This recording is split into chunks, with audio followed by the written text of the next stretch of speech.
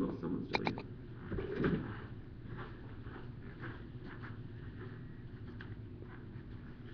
Okay. Way back in 1928, a group of 33 farm boys charted the first FFA chapter. At that moment in time, they would not be able to predict what the FFA would have grown into today. As of now, there are over 550,000 FFA members and 7,500 chapters in all 50 states, Puerto Rico, and the Virgin Islands. That is just a brief background of what the FFA was then and what it has grown into now.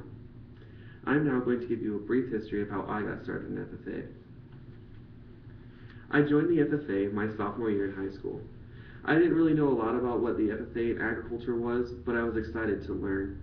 When I walked into class, my teacher gave us all a book for first year students.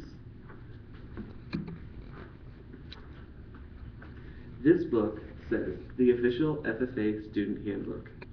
That night I took it home and began to read. I read about the history of FFA, the activities your chapter can do, and the competitions you can participate in. I realized that there was a lot to do in FFA. The next day I went to class, I was very excited to hear what my teacher had to say. Something that she said that day still holds true to me now.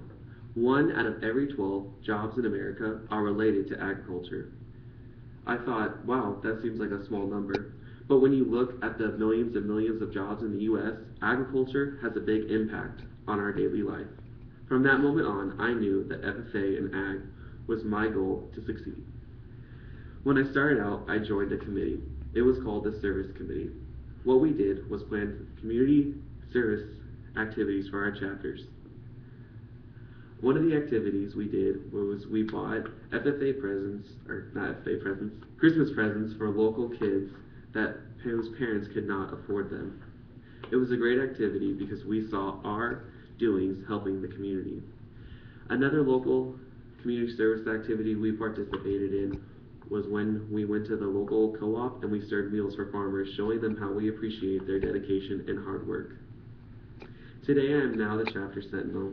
Our chapter team strives to get every FFA member involved in our chapter, whether it's from monthly activities or random community service activities. It's a fun way to get involved in the FFA.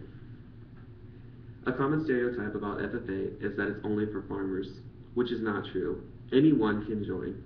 When I asked my FFA teacher, she said that 33% of our chapter are from kids who live in town. That is a pretty significant number when you think about it. Another common stereotype is that FFA is only for boys, which then again is not true. In 1969, girls were allowed to participate in FFA. As of today, 550,000 FFA members are in the program, or in the organization. 44% are girls, and 50% of all state-held positions are held by girls. They are making an impact on FFA. The FFA is committed to provide each student with premier leadership, personal growth, and career success. When you look at premier leadership, when you become a head of a committee or you choose to be an officer for your chapter, you are becoming a leader and stepping out and helping your community and your chapter. Personal growth. Through FFA, I am up here giving a speech.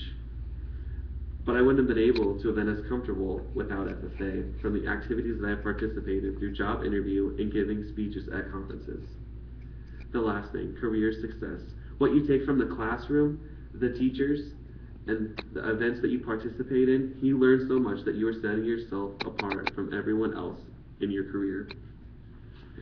The motto of the FFA is learning to do, doing to learn, earning to live, and living to serve.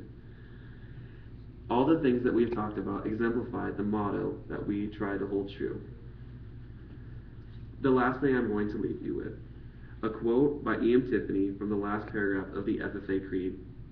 I believe that American agriculture can and will hold true to the best tradition of our national life, and that I can exert an influence in my home and community which will stand solid for my part in that inspiring task.